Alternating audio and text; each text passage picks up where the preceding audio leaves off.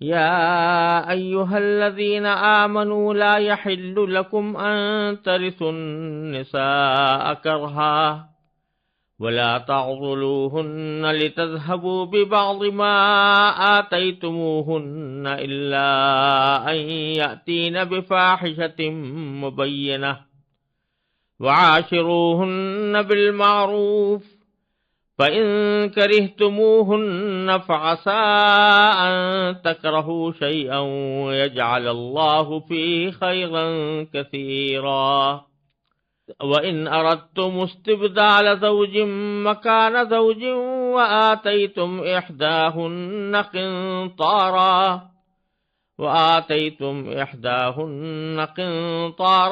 فلا تأخذوا منه شيئا أتأخذونه بهتانا وإثما مبينا وكيف تأخذونه وقد أفضى بعضكم إلى بعض وأخذن منكم ميثاقا غليظا ولا تنكحوا ما نكح آباؤكم من النساء إلا ما قد سلف إنه كان فاحشة ومقتا وساء سبيلا۔ ان آیات کا ترجمہ یہ ہے، اے ایمان والو، یہ بات تمہارے لیے حلال نہیں ہے کہ تم زبردستی عورتوں کے مالک بن بیٹھو، اور ان کو اس غرض سے مقید مت کرو کہ تم نے جو کچھ ان کو دیا ہے اس کا کچھ حصہ لے اڑو، الا یہ کہ وہ کھلی بے حیائی کا ارتکاب کریں اور ان کے ساتھ بھلے انداز میں زندگی بسر کرو، اور اگر تم انہیں پسند نہ کرتے ہو تو یہ عین ممکن ہے کہ تم کسی چیز کو ناپسند کرتے ہو اور اللہ نے اس میں بہت کچھ بھلائی رکھ دی ہو، اور اگر تم ایک بیوی کے بدلے دوسری بیوی سے نکاح کرنا چاہتے ہو اور ان میں سے ایک کو ڈھیر سارا مہر دے چکے ہو تو اس میں سے کچھ واپس نہ لو، کیا تم بہتان لگا کر اور کھلا گناہ کر کے واپس لوگے؟ اور آخر تم کیسے واپس لے سکتے ہو جبکہ تم ایک دوسرے کے اتنے قریب ہو چکے تھے اور انہوں نے تم سے بڑا بھاری عہد لیا تھا؟ اور جن عورتوں سے تمہارے باپ دادا کسی وقت نکاح کر چکے ہوں تم انہیں نکاح میں نہ لاؤ، البتہ پہلے جو کچھ ہو چکا وہ ہو چکا۔ یہ بڑی بے حیائی ہے، گھناؤنا عمل ہے اور بے راہ روی کی بات ہے۔ ان آیات کریمہ میں اللہ تبارک و تعالی نے زمانہ جاہلیت کی بہت سی ایسی رسموں کا خاتمہ فرمایا ہے جو جاہلیت کے لوگ اپنی عورتوں کے ساتھ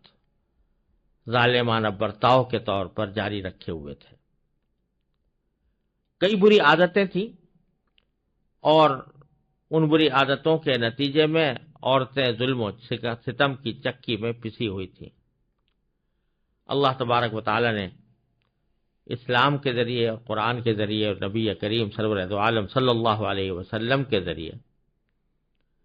عورتوں کی ان مشکلات کو دور کرنے کا انتظام فرمایا۔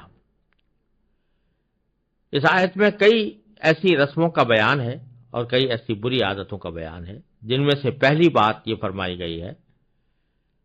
کہ یا ایھا الذین آمنوا، اے ایمان والو، لا یحل لکم، تمہارے لیے حلال نہیں ہے، ان ترثوا النساء کرہا، کہ تم عورتوں کے زبردستی مالک بن بیٹھو۔ یہ اشارہ زمانے جاہلیت کے ایک طرز عمل کی طرف تھا کہ جب کسی شخص کا انتقال ہوتا تو بعض علاقوں میں یہ رواج تھا کہ جس طرح اس کی اس کی دولت، اس کا چھوڑا ہوا ترکہ، اس کا مال و اسباب یہ میراث سمجھا جاتا تھا، اسی طرح جو عورتیں اس نے چھوڑی ہیں یعنی بیویاں، ان بیویوں کو بھی میراث کا حصہ سمجھا جاتا تھا۔ اور جیسا میں نے پہلے عرض کیا ہے، وہ اس زمانے میں لڑکیوں کو یا دوسرے وارثوں کو حصے دینے کا تو رواج تھا ہی نہیں. عام طور سے جو بیٹا سب سے بڑا ہوتا تھا، زیادہ قوی اور طاقتور ہوتا تھا، وہی ساری میراث پر قابض ہو جایا کرتا تھا. تو اس میراث میں جس طرح مال و دولت داخل تھے، زمین جائیداد داخل تھی، روپیہ پیسہ داخل تھا، اسی طرح عورتیں بھی. لہذا جو مرنے والے کی بیوی ہے وہ اس کے بڑی اولاد کے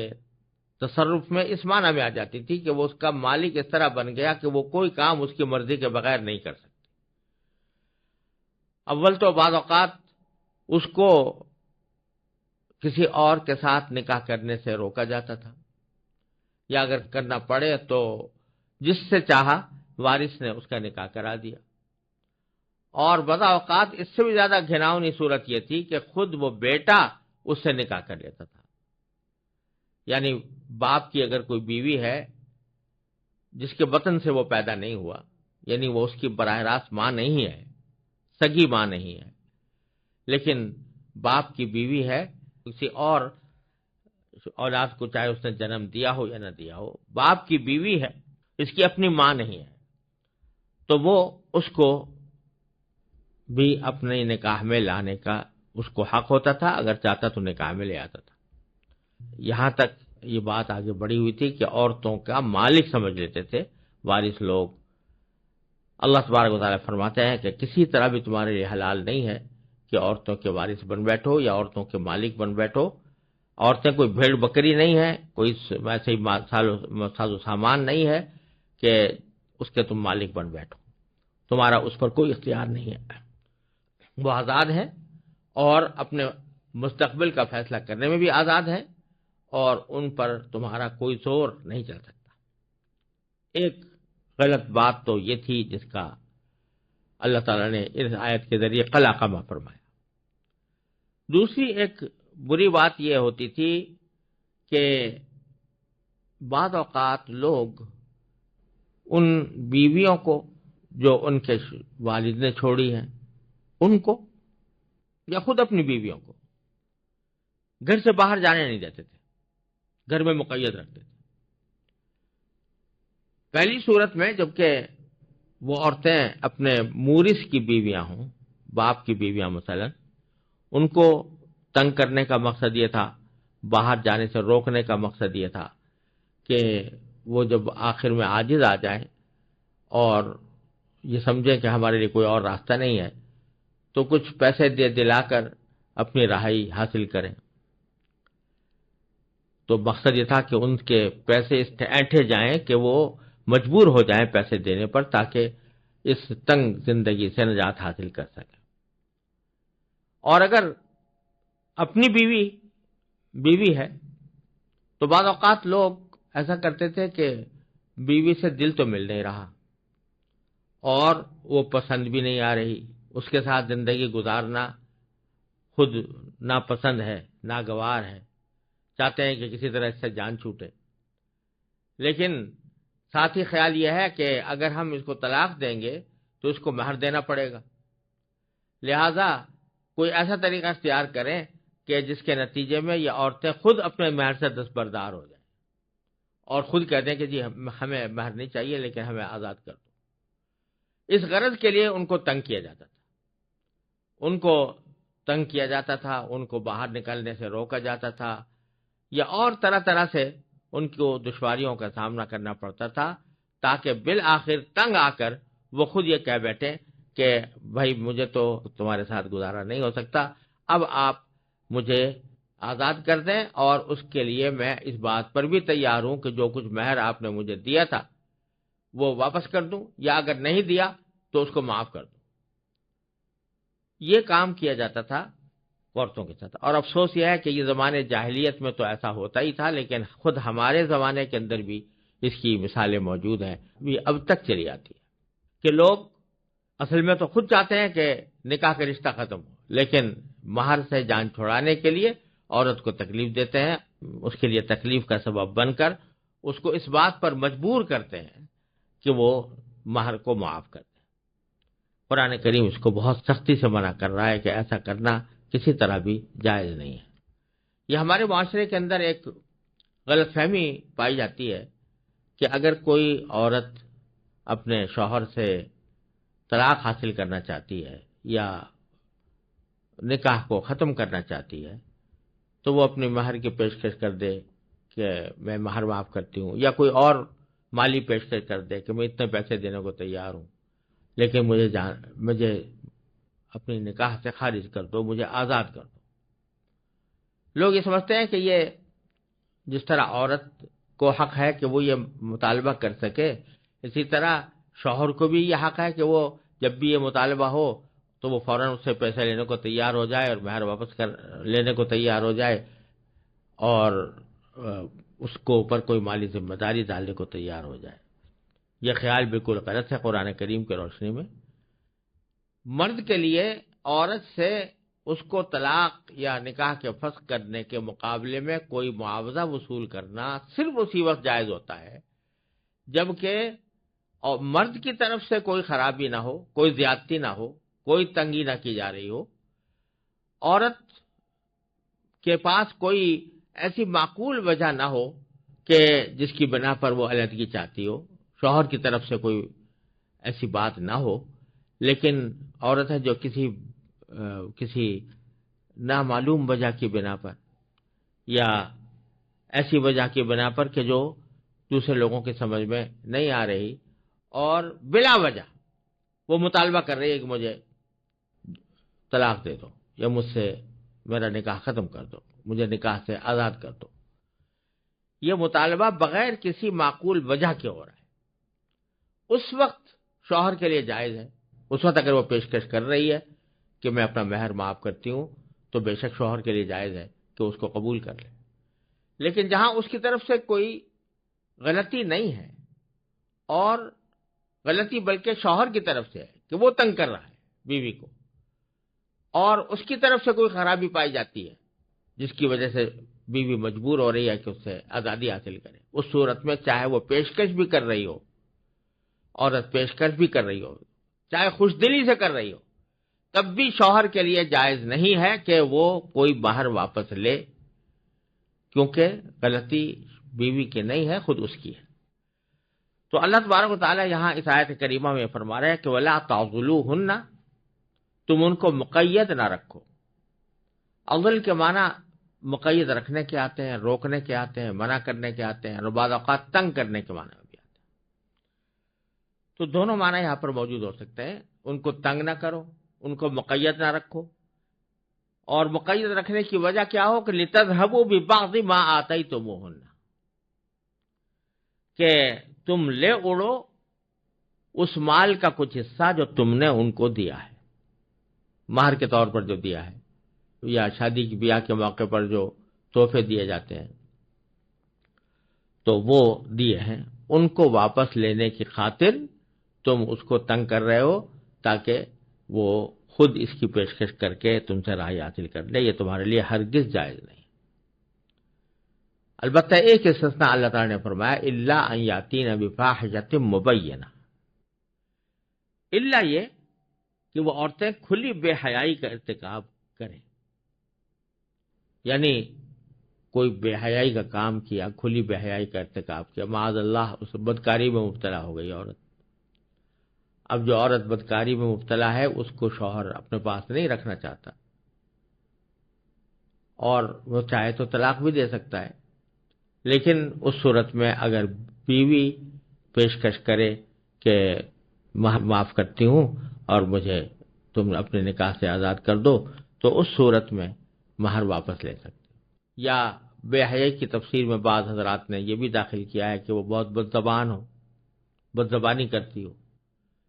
تو اس صورت میں بھی گویا غلطی اس کی طرف سے ہے، جو نکاح کا رشتہ ٹوٹ رہا ہے وہ اس کی طرف سے ٹوٹ رہا ہے، اس کی کسی غلطی کی بنا پر ٹوٹ رہا ہے، اس وجہ سے اگر وہ کوئی پیشکش کرتی ہے تو شوہر کے لیے وہ لینے کی گنجائش ہے۔ الا ان یاتین بفاحشۃ مبینہ کا یہی مطلب ہے۔ پھر آگے اللہ تبارک و تعالی نے ایک بڑا ہی عام اور جامع حکم دے دیا کہ وعاشروہن بالمعروف، اور ان خواتین کے ساتھ بھلے انداز میں زندگی بسر کرو، ان کے ساتھ تمہارا رویہ خوش اخلاقی کا ہونا چاہیے، تمہارا رویہ محبت کا ہونا چاہیے، تمہارا رویہ ایسا ہونا چاہیے کہ جو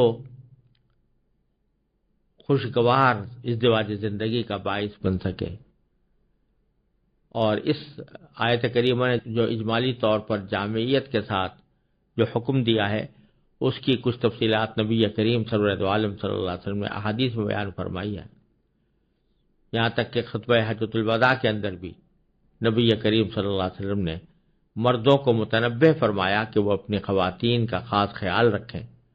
اور اپنی بیویوں کے ساتھ حسن سلوک کریں، اور یہ بھی فرمایا کہ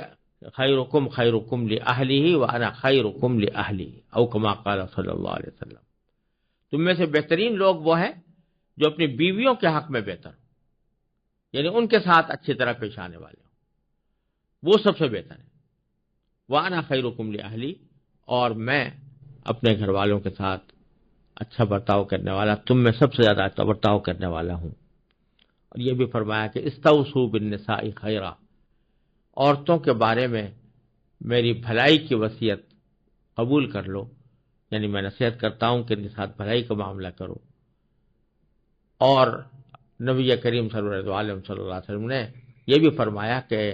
بیوی کے ساتھ حسن سلوک کرنا یہ بھی ایک صدقہ کے حکم میں ہے، یعنی ثواب ہے۔ حدیث کے الفاظ یہ ہیں کہ تم اگر کوئی لقمہ اپنے بیوی کے منہ میں لے جاتے ہو، منہ کی طرف لے جاتے ہو، تو وہ بھی تمہارے لیے صدقے کا ثواب رکھتا ہے۔ تو اس لیے یہ نہ سمجھنا چاہیے کہ میاں بیوی کے جو تعلقات اور ان کی جو باہمی ازدواجی زندگی ہے یہ کوئی خالص دنیاوی کام ہے اور اس کا اسلام سے اور دین سے کوئی تعلق نہیں۔ یہ دین کا ایک بہت اہم شعبہ ہے کہ آدمی کا برتاؤ اپنے گھر والوں کے ساتھ اچھا برتاؤ ہو۔ اسی کی تاکید فرمائی جا رہی ہے کہ وَعَاشِرُوهُنَّ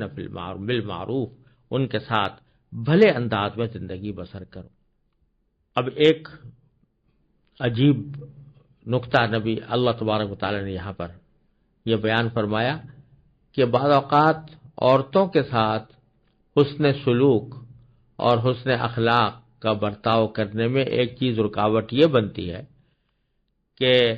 کسی وجہ سے نکاح تو کر لیا ہے کسی عورت سے، لیکن نکاح کے بعد دل اس سے نہیں مل رہا، پسند نہیں آ رہی۔ ماں باپ نے کر دی تھی، شادی کر دی تھی، کر لی اس وقت، لیکن اب اس کی شکل و صورت اچھی نہیں لگ رہی، یا اس کی بعض ادائیں، بعض اس کے طرز عمل اپنے آپ کو بھا نہیں رہے، تو چونکہ پسند نہیں آ رہی تو اس واسطے اس کے ساتھ زیادہ ربط ضبط بھی نہیں ہے، اس کے ساتھ حسن سلوک کا برتاؤ بھی نہیں ہے، اور ایسی زندگی گزر رہی ہے کہ جس میں جو میاں بیوی کے درمیان محبت کا اور پیار کا جو تعلق ہونا چاہیے وہ اس درجے کا نہیں ہے۔ وہ اس لیے ہے کہ پسند نہیں ہے۔ تو اللہ تبارک و تعالیٰ نے ایک اصول تو یہاں پر یہ بیان فرما دیا کہ ٹھیک ہے، اگر تمہیں اس کی کوئی بات پسند نہیں آ رہی تو یہ تمہاری اپنی سوچ ہے، لیکن بسا اوقات ایسا بھی ہوتا ہے کہ ایک چیز کو تم ناپسند کرتے ہو لیکن اللہ تبارک و تعالیٰ نے اس میں تمہارے لیے بہت بڑی خیر اور بھلائی رکھتی ہوتی ہے۔ تو فرمایا فَإِن كَرِهْتُمُوهُنَّ، اگر تم ان کو ناپسند کر رہے ہو،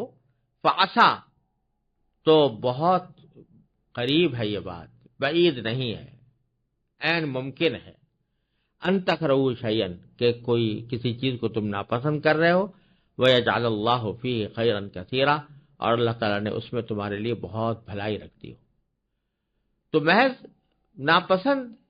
ہونے کی وجہ سے تم اس کے ساتھ برائی کا معاملہ نہ کرو،